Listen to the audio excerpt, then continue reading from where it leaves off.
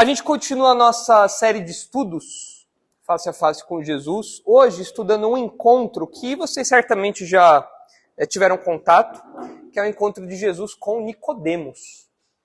E o pessoal que assiste aquela série The Chosen, acho que tem essa cena lá, né, do encontro e tal. E só que eu não assisto essa série, nunca assisti, não sei como que é a fidelidade ao que está aí. Mas, de fato, esse é um encontro bem icônico, bem marcante do Evangelho de João. E a gente vai estudar ele daqui a pouquinho. Mas eu queria começar mostrando uma frase que talvez vocês tenham ouvido do Trump, acho que na época que ele era presidente ainda, onde, falando da política de imigração, ele disse o seguinte: o céu tem um muro e rígidas políticas de imigração, o inferno tem as portas abertas. Ele falou isso para justificar, era uma ilustração para justificar a ideia dele de levantar um muro, né, lá na fronteira do México, e endurecer as leis de imigração nos Estados Unidos, né? E assim, por mais que ele tenha usado isso como uma ilustração para a política de imigração dele, ele acertou no que diz respeito à imigração do céu. Não é qualquer um que entra lá, né? O céu, de fato, tem uma rígida política de entrada, uma rígida política de acesso. É acesso restrito. E a grande questão que assombra ou que acompanha toda a humanidade, todo o indivíduo é: como eu faço para entrar nesse reino? Mesmo as pessoas que dizem não estar nem aí para essa pergunta, ou para essa questão, ou nem imaginam como seria esse reino, no fundo elas têm esse anseio. No fundo elas têm esse desejo de entrar nesse reino. Então essa é a grande questão que permeia aí a nossa existência, como adentrar esse reino. E muitas pessoas pensam que o passaporte para entrar nesse reino são as boas ações que elas fazem para a sociedade, então elas vão, distribuem sopa, dão dinheiro, fazem boas obras, tudo mais. Elas pensam que o fato de nascer numa família cristã, numa família tradicional, aquela que já está há anos na igreja, desde o tataravô, isso já é o suficiente para carimbar o passaporte de entrada no céu, no reino de Deus. Pensa que o bom comportamento, não faço nada de errado, eu não roubo, eu não mato, eu pago meus impostos, isso é suficiente para carimbar ali o passaporte da imigração no reino de Deus. Ou ainda, algumas pessoas talvez mais materialistas, veem o status, a fama, a influência que desempenham nesse mundo como um critério de, é uma pessoa importante aqui, vai ser uma pessoa importante no reino de Deus também.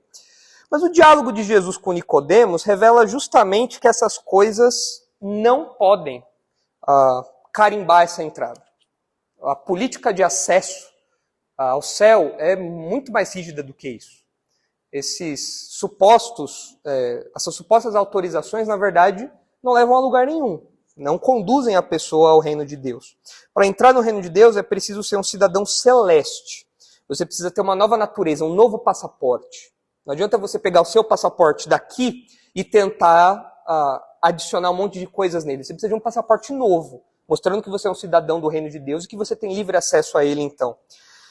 E isso é o que nós chamamos de nascer de novo ou ser regenerado. E é isso que o diálogo de Jesus com Nicodemos fala para nós. Então, antes da gente ler o texto, eu quero mostrar o esboço para vocês e a gente vai ler o texto com esse esboço em mente. Então, a gente vai caminhando e eu vou explicando, tá bom? Mas vocês precisam ter essa estrutura aí em mente. Mensagem central desses primeiros 15 versículos. O acesso ao reino de Deus é restrito aos regenerados. A gente vai ver em maiores detalhes o que é esse ser regenerado.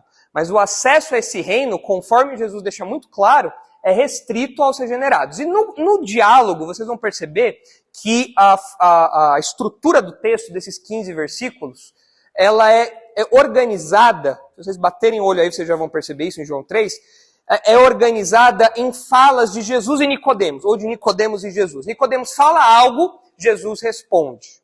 Depois Nicodemos faz alguma pergunta, Jesus responde de novo. Depois Nicodemos mais uma vez e Jesus mais uma vez. Então essa é a dinâmica da conversa. É claro que a conversa durou muito mais tempo do que o que está em João 3, mas o que a gente tem registrado aí é para enfatizar isso, que o acesso ao reino de Deus é restrito aos regenerados. Então, nessa divisãozinha que eu falei para vocês, de 3 bate-pronto, de 3 partes dessa conversa, a gente tem 3 considerações sobre a regeneração. Em primeiro lugar, regeneração vai além de percepções superficiais sobre Jesus.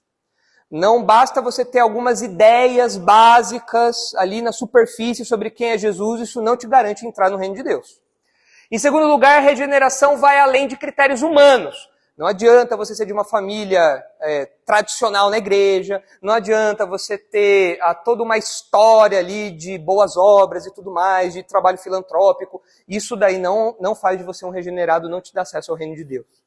Em terceiro lugar, regeneração vai além de conhecimento religioso, que é especialmente visto no fato de Nicodemos ser um cara que conhecia muito da lei, do Antigo Testamento. Ele era alguém que se destacava nisso tudo. Mas essa estruturazinha aí, vocês vão perceber ao longo do texto, destaca justamente a nossa mensagem central, que o acesso ao reino de Deus é restrito aos regenerados. Então vamos ler o texto, e conforme a gente vai lendo, eu vou explicando, ok? Então, a gente não vai fazer uma leitura corrida. Eu vou lendo, e conforme eu for lendo, a gente vai explicando, tá? Assim a gente ganha um pouco de tempo. Então, o primeiro ponto aí diz para nós que a regeneração vai além de percepções superficiais sobre Jesus. Olha aí o que diz os versículos 1 a 3. Em primeiro lugar, é importante você saber onde que isso acontece. Jesus está em Jerusalém na Páscoa. E como vocês sabem, a Páscoa é o momento em que Jerusalém ferve de gente. A cidade estava lotada, a cidade estava entupida de gente. E Jesus, nesse contexto, ele começa a ter algumas ações que trazem destaque para ele. Ele questiona a religiosidade da época, que era uma religião distorcida, era um judaísmo distorcido. Ele questiona isso, ele promove aquela limpeza do templo, como vocês devem se lembrar, que até o Pablo Marçal faz aquela encenação, arrastando tudo e tal, né? Aquele vídeo ficou famoso. Mas Jesus faz isso daí, questionando essa visão do judaísmo ali da época. E além disso, Jesus faz vários milagres. Se vocês olharem aí os versículos finais de João 2, vocês vão reparar que esses milagres que Jesus fez despertaram o interesse, ou despertaram uma fé muito discreta em algumas pessoas. Olha só aí, João 2, 23 a 25. Estando ele em Jerusalém durante a festa da Páscoa, muitos, vendo os sinais que ele fazia, creram no seu nome. Mas o próprio Jesus não se confiava a eles, porque os conhecia a todos. E não precisava de que alguém lhe desse testemunho a respeito do homem, porque ele mesmo sabia o que era a natureza humana. Ou seja, essas pessoas, elas viram Jesus fazer milagres, tiveram algum interesse muito superficial naquilo, acharam interessante, legal o que ele faz e tudo mais. Só que Jesus, conhecendo o coração deles, sabia que a fé deles não era uma fé verdadeira, era uma fé superficial. E é nesse contexto, então, que entra Nicodemos. Por quê? Nicodemos é um desses caras. Nicodemos é uma dessas pessoas que viu Jesus ensinar, que viu Jesus fazer milagres, que viu Jesus fazer aquela limpeza no templo lá e tudo mais. E agora Nicodemos, interessado, vai até Jesus, procura Jesus. E então começa o nosso texto. Capítulo 3, versículo 1. Havia entre os fariseus um homem chamado Nicodemos, um dos principais dos judeus. Bom, vocês já devem ter ouvido falar que naquela época a vida religiosa era comandada basicamente por dois grupos ali. Um que era mais influente na vida cotidiana, que eram os fariseus, eram esses homens aqui. E você tinha também os saduceus, que era um outro grupo. Eles tinham suas diferenças, mas esses dois grupos comandavam ali a vida religiosa da época, os fariseus e os saduceus. E os fariseus eram aqueles seguidores rigorosos da lei, que além de seguir a lei de Moisés e inventarem regrinhas para cumprir a lei de Moisés, eles inventavam as próprias leis. E Jesus vai ter vários embates com esse pessoal, porque eram pessoas hipócritas, eram pessoas que impediam, nas palavras de Jesus, eles não entravam no reino e impediam que os outros entrassem no reino também. Ou seja, eles fechavam as portas para eles e para os outros. Eram homens maus que se tornam inimigos número 1 de Jesus. E o objetivo de João ao colocar esse diálogo aqui é justamente reforçar a messianidade de Jesus, que a gente já comentou na semana passada, que a gente tem falado sobre isso, que Jesus é o Messias. Por quê? Porque João coloca Nicodemos aqui. Se Nicodemos faz parte desse grupo que logo mais vai viver brigando com Jesus, por que João coloca o relato de Nicodemos aqui? Olha, é muito simples. Se Nicodemos faz parte desse grupo de oposição, e ele tem essa percepção de que Jesus é de fato alguém vindo da parte de Deus, isso é um testemunho muito forte. É o próprio inimigo falando que Jesus tem alguma coisa diferente. E ainda que Nicodemos em si não concorde com a percepção desse grupo em geral, ele faz parte dos fariseus. E o texto deixa isso muito claro logo de cara. Ele era um fariseu. E a gente já sabe que essa turma vai dar dor de cabeça, essa turma vai dar problema para Jesus. E o texto fala para nós que ele não era só um fariseu, ele era também um dos principais. Mais para frente em João, a gente acaba descobrindo que ele fazia parte do Sinédrio. O Sinédrio era como se fosse a Suprema Corte, era o STF da época. Você tinha lá uma turma de fariseus, saduceus, que se reuniam para debater várias questões da vida civil, da vida religiosa ali, das questões jurídicas e tudo mais. E o Nicodemos fazia parte disso, ou seja, ele era um homem influente. Ele era um homem de peso ali na sociedade judaica.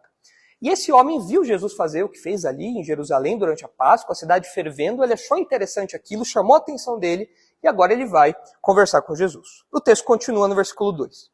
Este, Nicodemos, de noite foi ter com Jesus. Chama a sua atenção o fato de João colocar que a conversa aconteceu de noite. Claro, a gente não pode forçar muito a barra porque João não nos dá muitos detalhes do porquê Nicodemos foi encontrar com Jesus à noite. Talvez Nicodemos tenha trabalhado o dia inteiro, feito um período de 12 horas, sei lá, e só sobrou a noite para ele conversar com Jesus.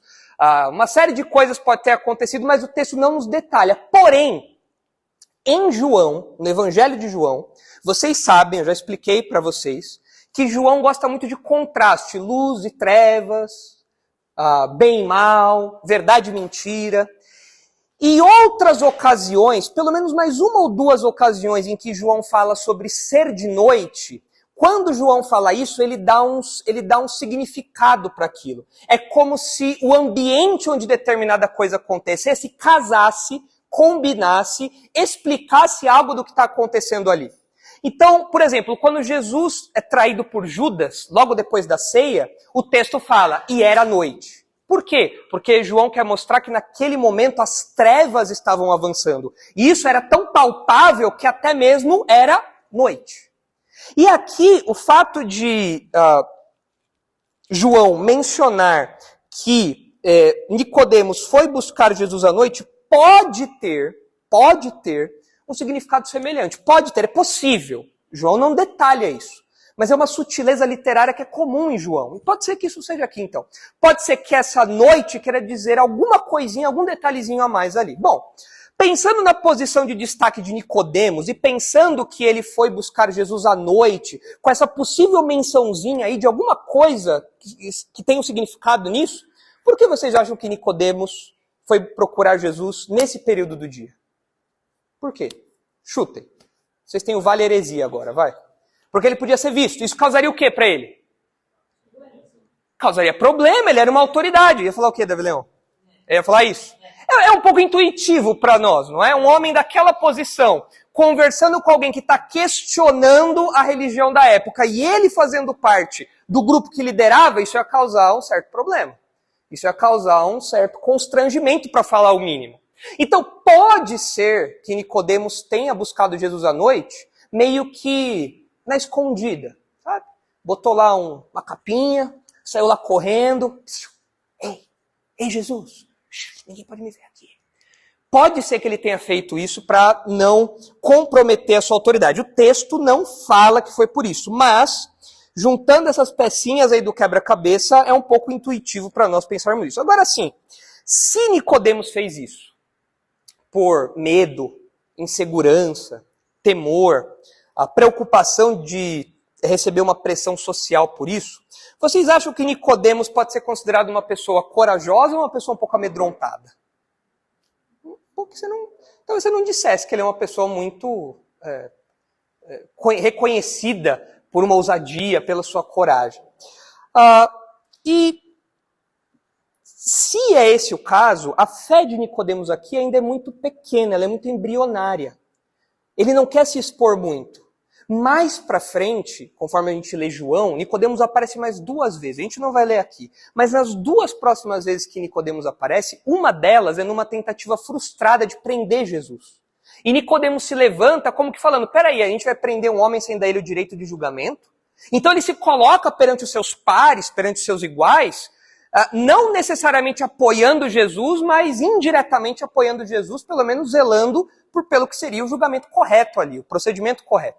E mais para frente, na morte de Jesus, quem é que junto com José de Arimateia prepara o corpo de Jesus?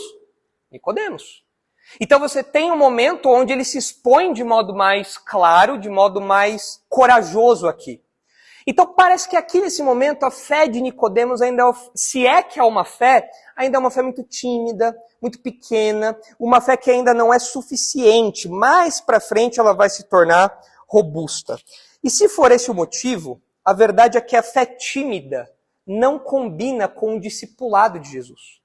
Não dá para um discípulo de Jesus ter esse medo, essa preocupação, esse temor, essa vergonha com as pressões sociais, com as impressões que os outros vão ter. Não dá. Se esse era o caso de Nicodemos aqui, ele de fato ainda não tinha compreendido o custo de ser um discípulo de Jesus. Ele não tinha entendido que essas duas coisas não combinam. Se vocês olharem comigo lá rapidinho em Marcos 8, vocês vão ver isso. Em Marcos 8,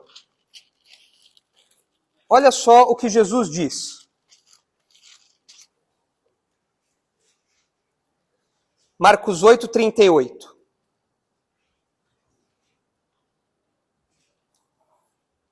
Porque qualquer que nesta geração adúltera e pecadora se envergonhar de mim e das minhas palavras, também o Filho do Homem se envergonhará dele quando vier na glória de seu Pai com seus santos anjos. Opa, a coisa aqui é um pouco pesada. Se você tem vergonha, medo, temores de se portar como um discípulo de Jesus, de se apresentar como um discípulo de Jesus, de sair ao lado de Jesus na foto, porque você tem medo do que os outros vão falar, pensar ou dizer, então talvez você não seja um discípulo de verdade. E Jesus deixa claro aqui. Agora, olha aí para o versículo 38, perceba que curioso o contraste que tem, né? Porque as pessoas podem se envergonhar de Jesus, mas não se envergonham de uma geração adúltera e pecadora. Isso às vezes pode acontecer com a gente. A gente se sentir desavergonhados, ou seja, pessoas sem temores diante de uma geração corrupta e má e imoral, e a gente não vê problema de sair na foto com essa turma, mas a gente fica se encolhendo tímidos de sair na foto com Jesus. De fato, uma fé tímida não combina com o discipulado de Jesus. A gente tem que ter uma postura corajosa como a de Paulo. O discípulo de Jesus tem uma postura corajosa como a de Paulo. Olha só o que é dito aí em 2 Timóteo. Olha a diferença. 2 Timóteo, capítulo 1. 2 Timóteo 1, 7. Olha só. Quando Paulo escreve 2 Timóteo, ele está preso, próximo do seu martírio já. E ele diz assim: porque Deus não nos tem dado espírito de covardia, mas de poder, de amor e de moderação. Deus dá aos seus servos um espírito de coragem para permanecer firmes e sóbrios em meio à perseguição, em meio às dificuldades, em meio àquilo que é o custo por sermos discípulos de Jesus. E olha o versículo 8. Não te envergonhes, portanto, ou seja, já que Deus nos dá espírito de coragem para permanecer firme no meio dessa pressão, não te envergonhes do testemunho de nosso Senhor, nem do seu encarcerado, que sou eu. Pelo contrário, participa comigo dos sofrimentos a favor do Evangelho segundo o poder de Deus. Pula agora para o versículo 11. Para o qual eu fui designado pregador, apóstolo e mestre, e por isso estou sofrendo essas coisas. Todavia, não me envergonho, porque sei em quem tenho crido, e estou certo de que ele é poderoso para guardar o meu depósito até aquele dia. Na situação de Paulo, talvez você ficasse, poxa, eu estou aqui preso, essa mensagem não é uma mensagem tão bonita, não é uma mensagem que transmita tanta segurança, olha a minha situação aqui, talvez você se acanhasse, mas Paulo não. Paulo fala, não, pelo contrário, eu não me envergonho, eu estou preso porque o mundo rejeita isso, mas eu vou continuar corajoso, ousado em anunciar essa mensagem aqui. Por isso que é diferente o espírito de Nicodemos, se esse era o caso dele. É uma fé tímida, e o discípulo de Jesus não pode ser tímido. A fé que o discípulo de Jesus tem é uma fé como Paulo diz aqui. É um espírito corajoso, ousado, que fala, que anuncia sem temor e sem medo do que os outros vão pensar e das pressões sociais. Agora, me digam aí, em quais momentos do nosso dia a dia De modo prático, a gente pode sentir medo, vergonha, receio de se identificar publicamente como cristão. Em que contexto? Por exemplo, vou dar um exemplo para despertar aí a mente de vocês. Tem muita gente que tem receio de orar em público na hora do almoço. Tá lá com os colegas de trabalho, tá lá na faculdade, tá lá na escola, e na hora de orar, faz assim, aquela disfarçada, assim, Senhor, abençoa a oração, esse alimento, em nome de Jesus, amém. Opa, e aí, dá aquela disfarçada, porque se os meus amigos me virem orar aqui, vai queimar o filme. Eu não posso parar o assunto agora para orar. Eu vou dar uma disfarçada aqui. Isso na escola, na faculdade, no trabalho. O que mais pode acontecer? Diga, Davi Leão.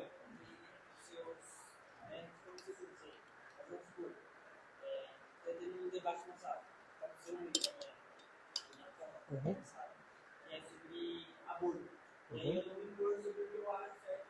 Você silencia. Então tá lá todo mundo se degladiando. Não, porque tem que abortar, não tem que abortar. E você, como discípulo de Jesus, fica lá, não sei, né? Cada um tem sua opinião, né? Tem que ver, né? Então a gente se acovarda diante disso. O que mais? Pastor, aconteceu comigo uma situação quando eu estava na faculdade. Eu estava no refeitório, almoçando, e eu estava, como era uma faculdade muito esquerdista, né? Tinha muito medo de orar. Daí eu comi sem orar. Só que eu fiquei tão culpada, me incomodou tanto, que no dia seguinte eu nem ia almoçar na faculdade, mas eu fui almoçar, e daí eu orei. E daí quando eu abri o olho, quando a frente era crente, e começou a conversar comigo. Mas foi uma situação que eu fiquei com muita vergonha. Você ficou com peso na consciência. Amanhã eu volto lá. E vou orar. E Deus colocou um crente ali na sua frente ainda. Ainda bem que não era uma feminista doida, né? Você abre o olho e ela vai com as facas já. Vê que era um crente.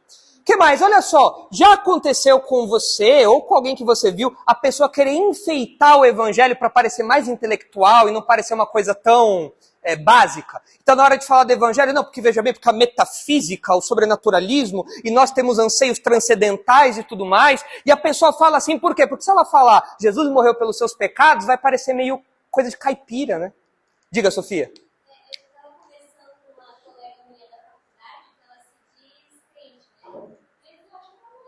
Uhum. Mas aí, porque eu estava falando com ela sobre como ela evangeliza. E aí eu falei, e ela perguntou como eu evangelizo. Aí eu comecei a explicar para ela, primeiro nós somos todos pecadores e tudo mais. Aí terminei tudo, ela falou assim, não, eu acho que começar por essa parte do pecado não é muito bom. Começar falando de pecado não é legal, não faz sucesso.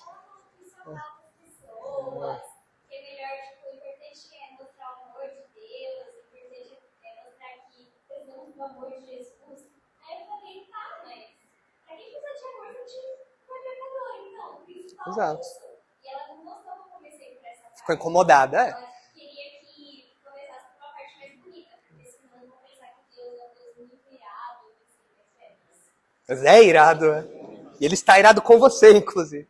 Mas é exatamente isso, as pessoas amenizam, porque é uma vergonha de se associar diretamente ao evangelho, toda a sua força. Enfim, vários exemplos aí.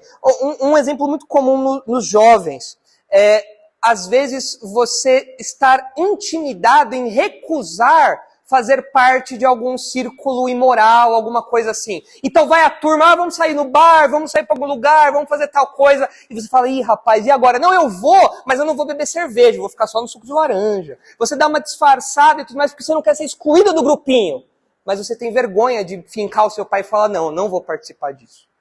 Então são expressões de timidez, de medo, de vergonha que às vezes podem, de fato, nos acometer. Então talvez você olhe para Nicodemos e se esse foi o motivo de Nicodemos ter procurado Jesus à noite, talvez no primeiro momento você tenha falado, ei Nicodemos, você também é um covarde, Mas será que nós somos minimamente corajosos? Ou será que talvez a gente fosse até mais covarde do que Nicodemos? Que Nicodemos aqui não conhece o que a gente conhece. Eu me lembro que quando eu era pequeno, a minha avó, já falecida, ela teve câncer. Já contei essa história algumas vezes, eu acho. E durante o tratamento de câncer, foi um tratamento agressivo que ela fez, ela perdeu todo o cabelo, então ela ficou careca. E eu tinha lá meus 7, 8 anos. E na época, a minha avó, ficava com a minha avó, minha bisavó, tinham que me deixar na van da escola. E eu me lembro que eu cheguei determinada vez para minha avó e falei, vó, não me leva na van, não. Ela falou, por quê? Eu falei, porque eu tenho vergonha de você. Ela estava careca. Cruel, né? Pequeno Nicolas foi pesado. E dessa época, eu lembro que depois disso, né, minha avó, deve ter doído para ela, ela começou a fazer toucas de crochê para cobrir a cabeça, né, fazer como se fosse um negócio assim. E eu era muito pequeno, enfim, ela faleceu logo depois, não tive a chance de me desculpar por ela, só fui ter consciência da besteira que eu falei quando eu já era mais velho. E até hoje, quando eu me lembro disso, isso me dá um certo peso. Eu falo, poxa vida, que mancada, né, meu? Se eu voltasse no tempo e me encontrasse, ia dar umas pancadas em mim, né? Mas você deve lembrar de uma outra pessoa que também quis se distanciar, não da minha avó, mas de Jesus, e também se arrependeu amargamente disso. Quem foi? Pedro. Quando o galo cantou, Pedro se tocou e o texto fala que ele chorou amargamente. Aquele choro de soluçar. Alguém que não se controla porque ele viu o tamanho da besteira que ele tinha feito. Por medo, no caso de Pedro. Né? No meu caso era vergonha, no caso de Pedro era por medo, enfim. Agora, nós como crentes, a exemplo de Nicodemos, a exemplo meu e da minha avó, a exemplo de Pedro, a gente pode, por comodidade, por conforto, por vergonha, por medo, negar Jesus. Ou, pelo menos, mascarar a nossa relação com ele, esconder a nossa relação com ele, tentar fazer uma coisa mais superficial por medo da pressão, por medo dos outros. Não permita que isso aconteça na sua vida. Se você tem uma fé tímida, como a de Nicodemos, que ainda não é uma fé de um crente genuíno, você precisa conhecer melhor Jesus, se aproximar mais dele, para ter essa fé robusta. Agora, se você já é um crente, não permita que as outras coisas te amedrontem, te acovardem. Peça ao Senhor para que Ele te dê coragem e convicção, para que você não amargue depois a lembrança de ter tentado nublar a sua relação com Jesus. Bom, mas voltando aí para o texto, fechando aí essa aplicaçãozinha, né, sobre a necessidade da nossa fé ser robusta, ser uma fé convicta e expressa. Como eu falei para vocês, pode ser que João esteja dando uma importância ao fato de Nicodemos ter buscado Jesus à noite. E talvez isso expresse a condição espiritual de Nicodemos. Não só o medo que ele tinha, mas a condição espiritual dele. Talvez. Talvez João esteja falando de modo sutil. Olha, Nicodemos ainda estava em trevas. Tanto que se vocês olharem aí o finalzinho do capítulo, faz sentido você fazer essas conexões. Porque como é que termina o trecho aí? Olha aí João 3, versículo 19. A gente já estudou esse trecho. Olha só aí. O julgamento é este: a luz veio ao mundo, os homens amaram mais as trevas do que a luz, porque as suas obras eram más. Pois todo aquele que pratica o mal aborrece a luz e não se achega para a luz a fim de não serem arguidas as suas obras. Quem pratica a verdade aproxima-se da luz, a fim de que as suas obras sejam manifestas porque feitas em Deus. Em qual momento Nicodemos está aqui? Parece que Nicodemos está vendo a luz e ele está começando a se aproximar dela. Ele está começando a se aproximar de Jesus, mas ele ainda está na noite. Pode ser que João esteja falando isso para nós. Mas muito bem, pula agora para o versículo 2. Ele era um homem influente, ele era um homem que era uma autoridade ali em Israel. Ele procura Jesus à noite, talvez por algum receio de associar-se com Jesus, de modo tímido ali, acovardado um pouquinho, temeroso. E o versículo 2 começa o diálogo. Diz assim: E lhe disse: Rabi, sabemos que és mestre vindo da parte de Deus, porque ninguém pode fazer estes sinais que tu fazes se Deus não estiver com ele. Olha só. Nicodemos adota uma abordagem bem respeitosa e bem reverente com Jesus aqui. Ele chama Jesus de mestre, chama Jesus de rabi, são títulos que mostram educação, respeito e reconhecimento também. Parece que aqui é uma conversa de doutor para doutor. É como se dois doutores começassem um diálogo ali agora. E Nicodemos diz que ele via Jesus desse jeito por causa dos milagres que Jesus estava fazendo. Porque isso confirmava a pregação de Jesus, confirmava que Jesus tinha algo diferente ali. Só que, se você olhar aí a sequência, a resposta de Jesus no versículo 3 tem alguma coisa a ver com isso? Né? Sabemos que és mestre da parte de Deus e tal. Jesus fala, obrigado, bom saber que você tem essa percepção e tal. A resposta de Jesus tem alguma mínima conexão com o que Nicodemos acabou de falar? Sem forçar a barra. Olha aí para o texto, versículo 3. Tem alguma conexão? Não. Parece que Jesus corta. É como se Nicodemos falasse, peraí, mas você está me respondendo uma coisa, mas eu nem te fiz uma pergunta. Eu só estou falando a minha percepção sobre quem é você e tudo mais. A gente vai ver o versículo 3 daqui a pouquinho. Mas a verdade é que a resposta de Jesus, a resposta que Jesus dá na sequência, e como o diálogo caminha, mostra que o entendimento que Nicodemos tinha era verdadeiro. Jesus, de fato, era vindo da parte de Deus. Mas essa era toda a verdade? Não. Era uma verdade limitada. Era uma parte só da verdade. Nicodemos acertou numa mínima parte, mas não era suficiente para garantir o acesso ao reino de Deus. E é por isso que Jesus já emenda logo na sequência e fala, Nicodemos, eu sei o seu coração. Vamos direto ao assunto aqui. Então, era um começo, mas não era suficiente, era limitado. Né? E essa impressão, ou como eu coloquei aqui, essa percepção superficial que Nicodemos tem de Jesus, é compartilhada por muitas pessoas hoje em dia. Quando você fala de Jesus com algumas pessoas, elas falam, não, Jesus, é claro, quem não acredita em Jesus? Jesus é um homem bom, fez muito bem, né? Repartiu com os pobres.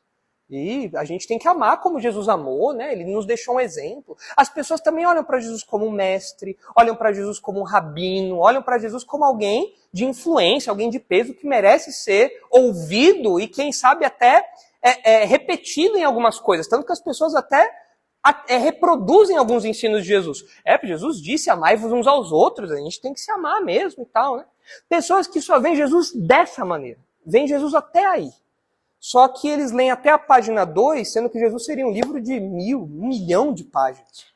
Infinitas páginas. É um retrato muito superficial, é muito básico, é verdadeiro, mas é só uma parte da fotografia, é só um recorte. A fé verdadeira, que Nicodemos vai ter contato aqui nas palavras de Jesus, precisa reconhecer que Jesus não é só um mestre. Jesus é o Salvador e Jesus é Senhor. Esse é o quadro mais completo que Nicodemos precisava perceber aqui. Ele é Deus, ele é o Messias, ele é Salvador, ele é Senhor. Vai muito além de ser um mestre, de ser um professor, que merece ser respeitado pela sua habilidade de ensinar. E hoje em dia as pessoas reduzem Jesus a uma espécie de influencer do século I. É como se Jesus fosse um TikToker do século I, só que sem o TikTok, sem o Instagram. Jesus causava aqui, Jesus fazia ali, Jesus fazia uma bagunça aqui, questionava alguma coisa ali. Isso é ofensivo e é incoerente, porque Jesus não pode ser o influencer do século I. Não tem como Jesus ser só isso. O C.S. Lewis já bem ilustrou isso naquele Cristianismo Puro e Simples, onde ele fala que ou Jesus é Deus, como de fato ele afirmava ser, ou ele era um louco, porque Jesus falava, eu sou Deus. E ou ele era de fato Deus, ou ele era um louco que acreditava ser Deus, e não era. Como qualquer doidinho aí que fala, eu tenho poderes e tudo mais. Agora, se Jesus afirmava isso, e ou era um louco, ou era de fato Deus, não tem nada no meio que permita ele ser um mestre moral. Porque se ele era louco, você não vai confiar a sua decisão moral a um doido. Você não chega pro louquinho da tua rua e fala, vem cá, vamos ter um papo. O que você acha que tem que fazer no meu casamento? Não. Você não faz esse tipo de coisa. Você não dá papo para louco. Como diz o ditado, você não toca tambor para louco dançar. Você não dá ouvidos para Jesus. Agora, se ele era de fato Deus, então é muito mais do que um mestre moral. E as pessoas hoje em dia tentam reduzir Jesus a isso de várias maneiras. Mas é importante você, pessoalmente, você ter convicção de como você vê Jesus. Quem é Jesus para você? Mais para frente nos evangelhos, Jesus pergunta para os seus discípulos, quem que as pessoas dizem que eu sou? Uns dizem que você é um profeta, outros dizem que você é alguém aí de influência, tudo mais. Elias, prometido para voltar. Quem é Jesus para vocês? Para cada um de vocês. Você tem que saber isso. E mais, você precisa avaliar o modo como você julga o que os outros falam sobre Jesus. Vou dar um exemplo do que eu quero dizer. É muito comum, às vezes, o crente, no meio de uma sociedade que só fala besteira, que só promove cultura ruim e tudo mais, Quando a gente vê um filme que menciona Jesus, a gente fala, ai, pelo menos é um filme que fala de Jesus, né? Então você vê lá aquele Deus não está morto, ou, sei lá, Milagres do Paraíso, sei lá, todos esses filmes que tem alguma coisa de espiritualidade, né? E aparece Jesus lá e você fala, ai, que filme bênção, né? Olha só, fala de Jesus, né? Mas essa visão que o filme apresenta é uma visão correta e completa sobre Jesus ou uma visão miniatura, limitada como a de Nicodemos? Geralmente é limitada. Geralmente é um Jesus que só existe para fazer milagre, geralmente é um Jesus que só existe para ensinar alguma lição. Então o modo como a gente interage com a cultura reflete a nossa visão sobre Jesus e tem que refletir a nossa visão sobre Jesus. Se você vê um filme que ensina que Jesus é só um mestre, você tem que olhar aquilo e falar, olha, isso tudo aí é verdade, mas tem muito mais do que isso. Isso não é suficiente. Agora, se você olha um filme como esse, uma música que você ouve que menciona Jesus e você fala, uau, que bênção, graças a Deus por isso é realmente Jesus e tudo que ele é, então talvez a sua visão esteja deturpada. Sua visão esteja como a de Nicodemos. Mas o texto continua, olha aí o versículo 3. A isto respondeu Jesus, em verdade te digo, que se alguém não nascer de novo, não pode ver o reino de Deus. Como eu falei para vocês, a resposta de Jesus parece um pouquinho deslocada, porque Nicodemos não perguntou nada.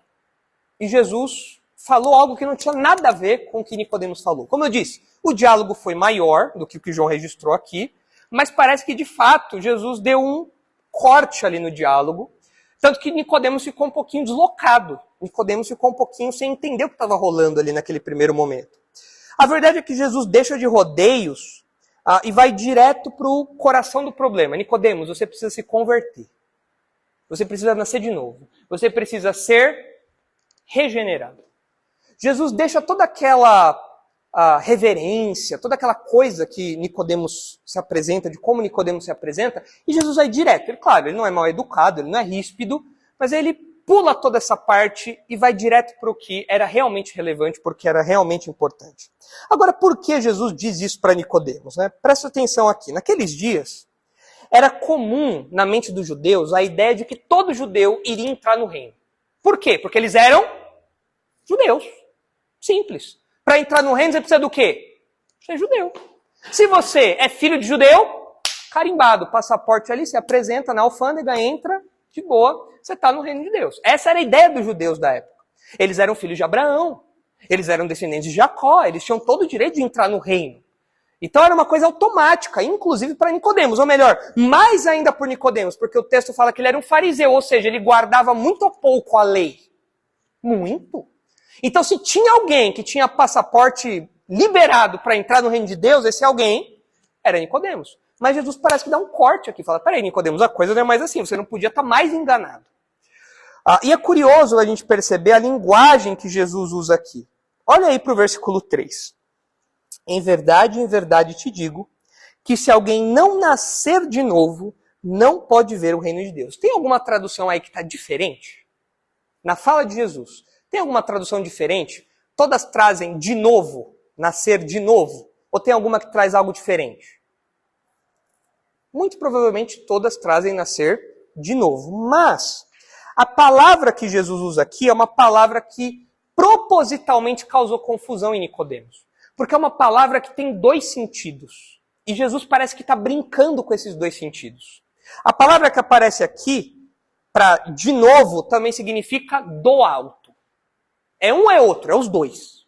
Então lê de novo aí o que Jesus está falando, mas com esse outro sentido da palavra.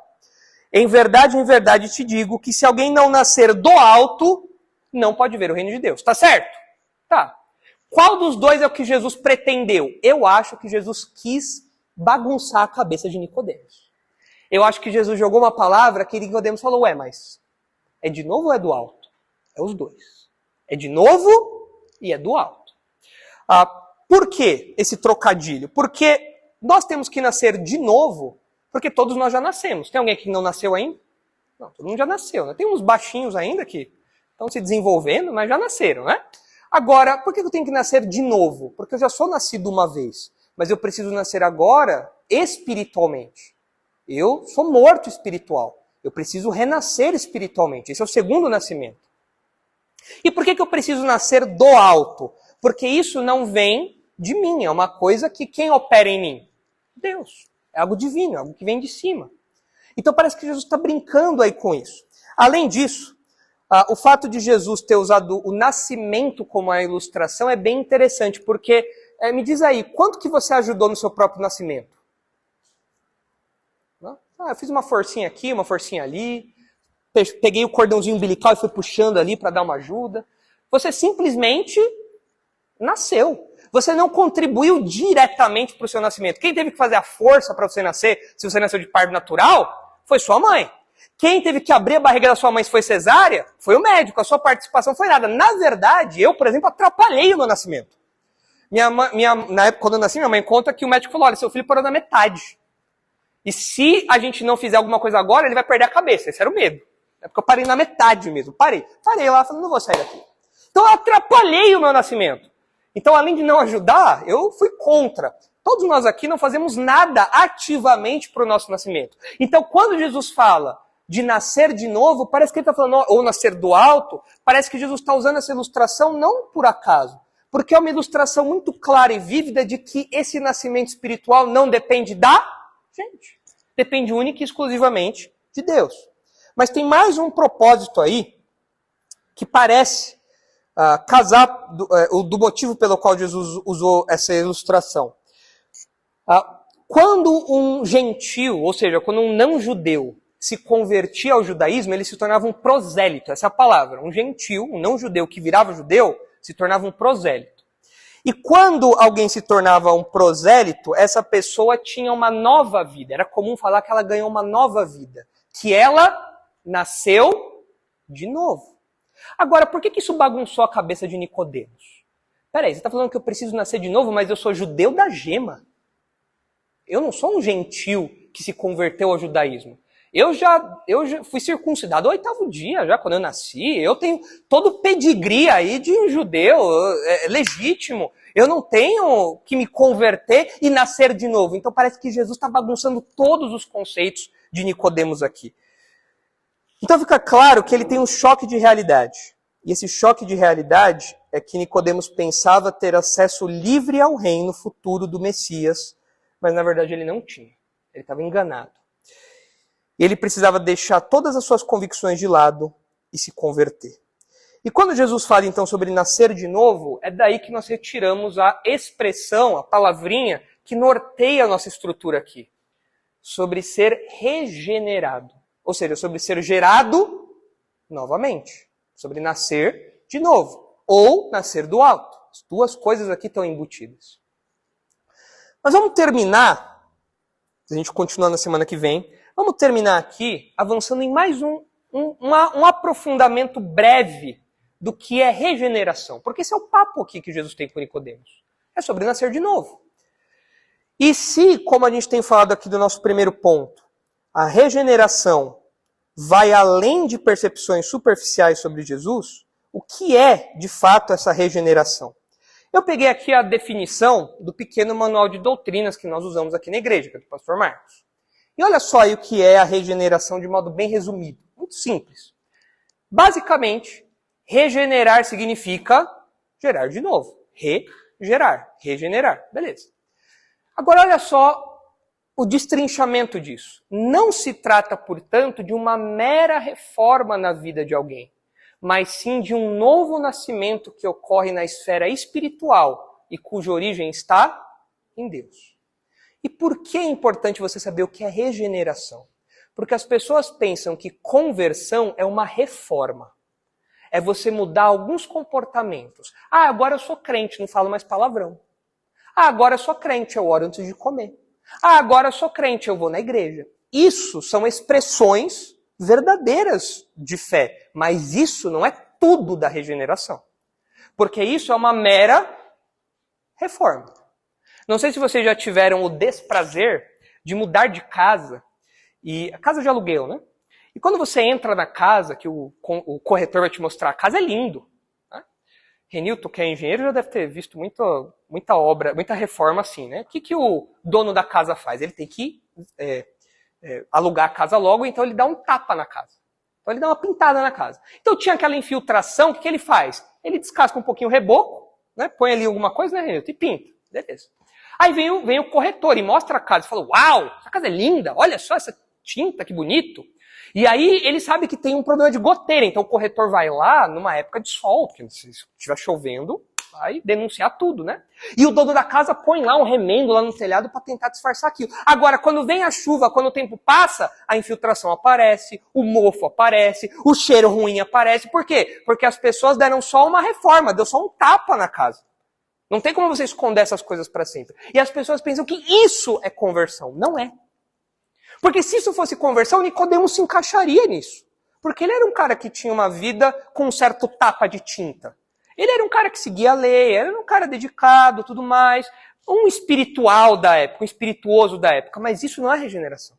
Porque regeneração é você derrubar a casa toda e levantar do zero. Não é uma mera reforma na vida de alguém. Então, quando você conversa com muito crente, você pergunta para ele, quando você se converteu? Ah, eu me converti quando eu parei de fumar. Não. É ótimo você ter parado de fumar. Mas quando foi que você creu em Jesus como Salvador? Não, eu vi que eu tinha que mudar minha vida e meus hábitos estavam muito destrutivos e tal. Então Jesus me libertou disso. Não, legal Jesus ter te libertado disso. Mas quando que você teve convicção do seu pecado? A pessoa não sabe dizer. Por quê? Porque ela acha que conversão, regeneração é uma reforma. Olha só os textos aí. Vamos terminar lendo esses textos aí. Olha aí, Tiago 1,18. Olha só. Oi. Frio? Ô, Cleito. Você curou a perna e agora tá com frio? Só porque tá 18 graus? Eu tô suando aqui, meu. Vamos lá. O Cleiton tava ali já. Melhorou agora, Cleiton? Só do 20. Beleza. Vamos lá, olha aí, Tiago 1,18. A gente vai terminar nesse slide aqui, semana que vem a gente continua. Tiago 1,18, olha só. Olha aí para o texto e me diga. O que é que Deus usa como instrumento para regenerar alguém? Qual é o instrumento, a ferramenta que Deus usa para derrubar a casa e construir outra? A palavra. Eu sempre dou essa ilustração porque ela é assim, de um primor essa ilustração. Aquela Priscila Alcântara falando da dança do Iude. A dança do Iude ainda vai salvar muita gente. Deus salva pessoas por meio de dança? Não, Deus não salva pessoas por meio de dança. Deus salva a pessoa por meio de performance teatral? Não, Deus não salva a pessoa por meio de performance teatral. Deus salva a pessoa por meio de futebol? Ah, vamos jogar ali um futebol e você salva um futebol? Não, Deus salva as pessoas por meio da palavra. É o que o texto diz. Pois segundo o seu querer, segundo a vontade de Deus, não a nossa, Ele nos gerou pela palavra da verdade para que fôssemos como primícias das suas criaturas. Ou seja, para que nós fôssemos uma amostra grátis daquilo que vai ser a nova criação. Agora olha aí 1 Pedro 1,23.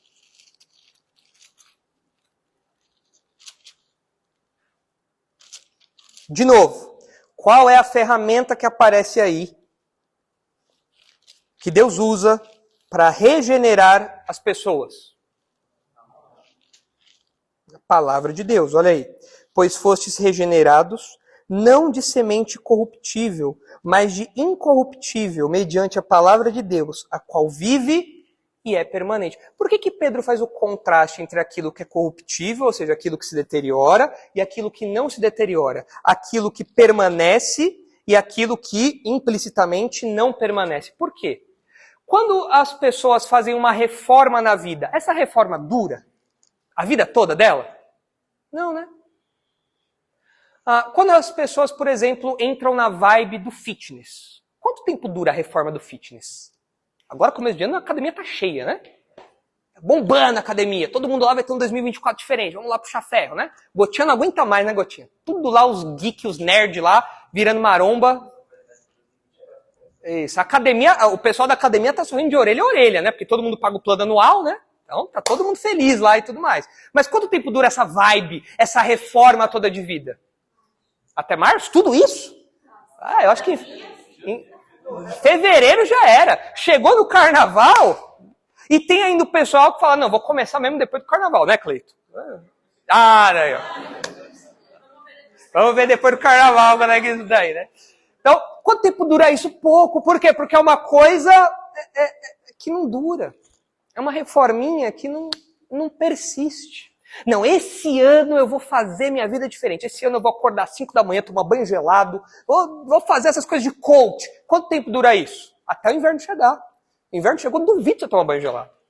Mas são coisas que não regeneram ninguém. São metas de vida que podem até ter sua validade presente no momento, mas elas não têm o poder de gerar vida. Elas não promovem esse novo nascimento. Não adianta. O que promove isso? É o Evangelho. É a palavra de Deus. Só a verdade tem isso. Porque a verdade derruba a nossa casa, a casa do nosso coração, e levanta outra do zero, com alicerces firmes e sólidos. 1 João 3,9.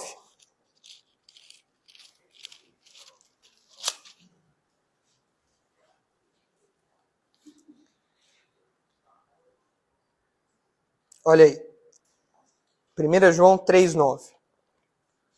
Todo aquele que é nascido de Deus não vive na prática do pecado, pois o que permanece nele é a divina semente. Ora, esse não pode viver pecando, porque é nascido de Deus. Esse texto aqui é um texto muito debatido quanto ao que realmente João está querendo dizer aqui. Porque a gente sabe que a gente peca. Então esse texto não pode falar que quem é crente não peca, porque nós pecamos. O próprio João disse que todo mundo peca, até ele se coloca nesse grupo aí. Mas quando João fala aqui que aquele que é nascido de Deus não vive pecando, pode ser que ele esteja falando que o crente verdadeiro, ele não vive entregue aos seus próprios desejos como um incrédulo. E se alguém vive desse jeito, mostra que não tem a fé verdadeira, como era o caso dos falsos mestres. Ou pode ser que João esteja falando assim, olha, tem gente aí que vive entregue ao pecado e está falando que eles são filhos de Deus, que eles vivem aprovados por Deus, apoiados por Deus. Mentira! Porque aquilo que Deus produz não é pecado, Deus produz santidade. Então aquele que é filho de Deus não tem aprovação dos seus pecados. Não tem carta branca para viver pecando. Pode ser isso que João tenha em mente aqui. Em todo caso, você percebe aqui que para João, o mesmo autor do evangelho que a gente está estudando aí agora, é muito claro que quando você nasce de novo, você tem uma nova vida que não é mais marcada por pecado. Não é uma vida de uma reforminha básica. Os seus afetos mudaram. Os seus amores mudaram. Aquilo que você gosta de assistir mudou. Aquilo que você gosta de ouvir mudou. Aquilo que você julga certo e errado muda. O modo como você se veste muda. O modo como você anda, ao invés de andar igual malandro, igual o cara do Cris lá, né? Andar todo assim e tal. Você agora anda todo retinho, todo certinho, mostrando ali uma conduta reta, não mais associado aos danos, né? Você não fala mais com aquele linguajar sujo. Você não vê mais coisas imorais. Você luta com tudo isso agora. Você briga com tudo isso intensamente. Por quê? Porque o seu coração, o seu velho homem foi derrubado. E agora um novo coração foi levantado ali. Isso é regeneração. Porque você faz parte de uma nova criação. É aquilo que Paulo fala em 2 Coríntios 5. Quem está em Cristo é nova criação. Faz parte de uma nova criação. A nossa mente agora é outra. Não é só uma reforma. É muito mais do que isso. Bom, a gente vai parar por aqui. Mas eu queria fazer algumas aplicaçõezinhas finais bem rapidinho para nós. Olhando para essa primeira parte aqui do nosso esboço, que diz que regeneração vai além de percepções superficiais sobre Jesus, nessa interação, nesse encontro que Jesus tem com Nicodemos, a gente aprende duas coisinhas que eu quero pontuar aqui para vocês e a gente termina. Em primeiro lugar, encontrar-se com Jesus é ter seu coração revelado e chegar à raiz do problema sem rodeios. Jesus não fica rodeando a coisa. Veja bem, Nicodemos, a coisa é assim, não. Nicodemos, você precisa se converter, cara. Aqui, ó. Essa é a verdade. Ele não fica dando voltas. Ele vai direto na raiz do problema. E ele revela com isso o coração de Nicodemos. Ele revela com isso o que está lá dentro. E é justamente por isso que muitas pessoas não gostam de se encontrar com Jesus. Porque quando você apresenta Jesus, as pessoas têm o seu coração revelado e elas não querem enfrentar os seus próprios problemas.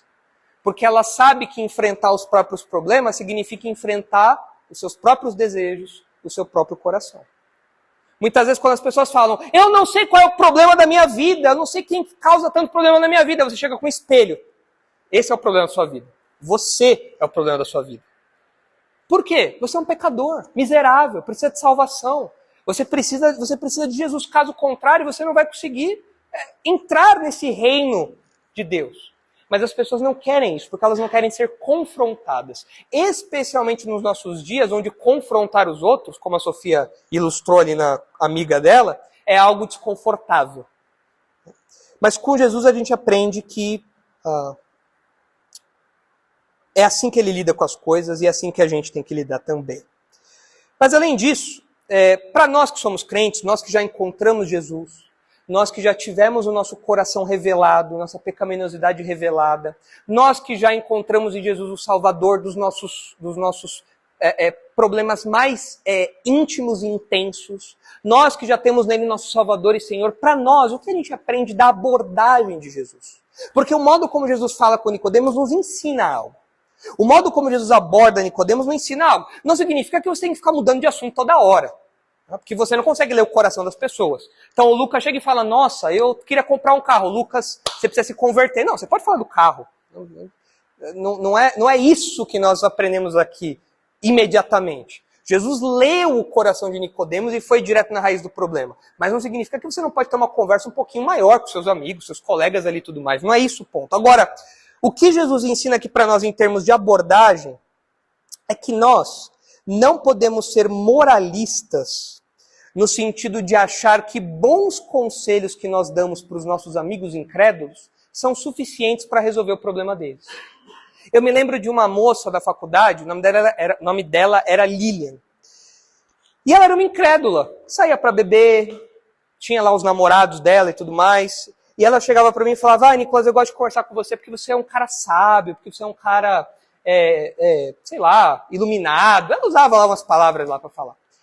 E eu lembro que eu olhava e falava assim, eu pensava comigo, mas acho que eu nunca falei isso para ela. E de novo, isso me atormenta até hoje. Porque ela falava, o que eu preciso fazer para não ser desprezada nos meus relacionamentos, para ser tratada bem? Eu falava, você tem que, sei lá, eu não lembro os conselhos que eu dava. Mas eu não falava, o seu problema é muito mais fundo do que os seus relacionamentos. Você não encontra paz nos seus relacionamentos porque você não tem paz com Deus. Você busca nas pessoas aquilo que só Deus pode dar para você. Você busca nos outros preencher aquele buraco que só Deus pode preencher. E eu acho que eu nunca falei isso para ela, mas eu me contentava em dar alguns conselhos morais. Do tipo assim, você tem que procurar alguém que entenda que você é uma mulher e, portanto, alguém mais frágil. Eu dava conselhos até verdadeiros, mas que não chegavam na raiz do problema. E isso não é suficiente. Jesus mostra isso para nós. Nicodemos, o problema seu é esse. Tá, na raiz do problema. E às vezes os incrédulos chegam para nós e a gente não precisa ser mal educado, a gente não precisa ser ríspido, mas a gente tem que conduzir a conversa para a raiz do problema. Você precisa nascer de novo. As pessoas falam assim, meus relacionamentos nunca dão certo. Você tem que começar tendo paz com Deus. Esse é o primeiro passo. É óbvio que os seus relacionamentos não dão certo. Porque o pecado estragou todos os relacionamentos. Mas para resolver os relacionamentos daqui, você precisa primeiro resolver o seu relacionamento com Deus. As pessoas falam assim, eu me sinto infeliz, eu me sinto triste, eu me sinto frustrado, e eu não sei o que fazer, eu tomo remédio de tarja preta, eu vou no psicólogo, eu tenho terapia, eu sou pai de pet, sou pai de planta, mas nada disso resolve a minha angústia, a minha tristeza. E você pode dar um conselho moralista, ou um conselho fitness, sei lá, faz algum esporte, ocupa sua cabeça, sei lá. Mas isso é superficial. Isso é nada. Você está tratando um câncer com mertiolate. Talvez arda um pouquinho, mas não resolve o problema. Você precisa ir na raiz do problema.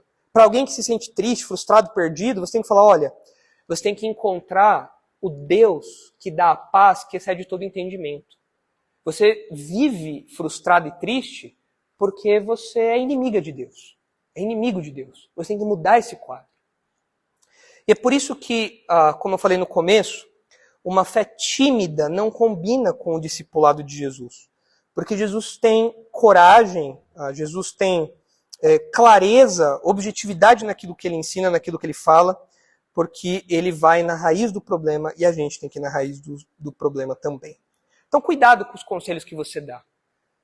Dê conselhos baseados na palavra de Deus, mas lembre-se que os incrédulos precisam de muito mais do que conselhos morais. Eles precisam de regeneração. E eles só vão conseguir isso quando você pregar o evangelho. Eles só vão ter acesso a essa verdade quando você abrir a boca para falar sobre quem é Jesus. E não apenas apresentar a Bíblia e Jesus como um professor que ensina bons costumes e bons modos. Então Nicodemos parece que levou esses choques aí, e o diálogo vai continuar na semana que vem, onde a gente vai ver que regeneração vai além de critérios humanos e regeneração vai além de conhecimento religioso. É muito interessante no final aí, na última parte, que Jesus fala para Nicodemos: Nicodemos, vem cá, você é mestre em Israel, você não sabe isso, cara? Você se diz fluente nessas coisas, você não tem ideia disso aí que eu estou falando para você, é uma coisa tão básica. A gente vai ver o que vai sair dessa conversa aí. Certo? E aí, todos aqui já são regenerados já?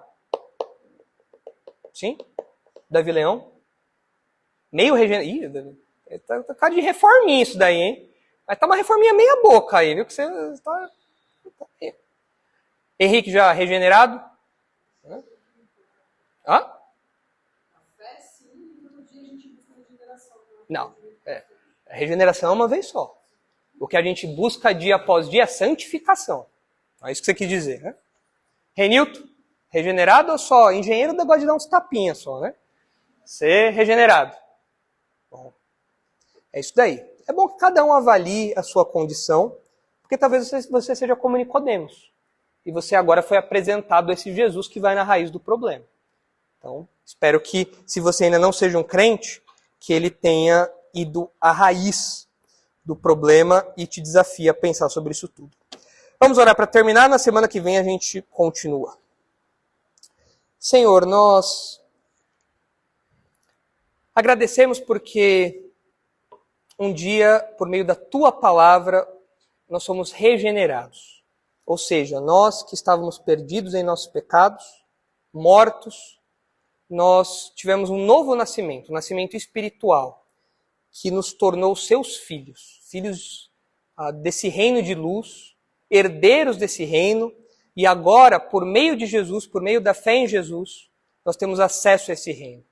Ajuda-nos, Pai, a olhar para esse diálogo de Jesus com Nicodemos e aplicar essas verdades a nós e aos nossos relacionamentos, quando nós conversamos com os outros a respeito da salvação. Que o Senhor nos ajude a falarmos do Evangelho e não escondermos as coisas com medo, com receios, com preocupações, mas que nós foquemos na raiz do problema e tratemos isso. Ajuda-nos a fazer isso com coragem, com ousadia, com conhecimento da Tua palavra, porque é ela, por meio dela, que o Senhor regenera. Abençoa agora nosso tempo de congraçamento, que seja agradável ao Senhor, e abençoe o nosso retorno para casa. É em nome de Jesus que nós oramos. Amém.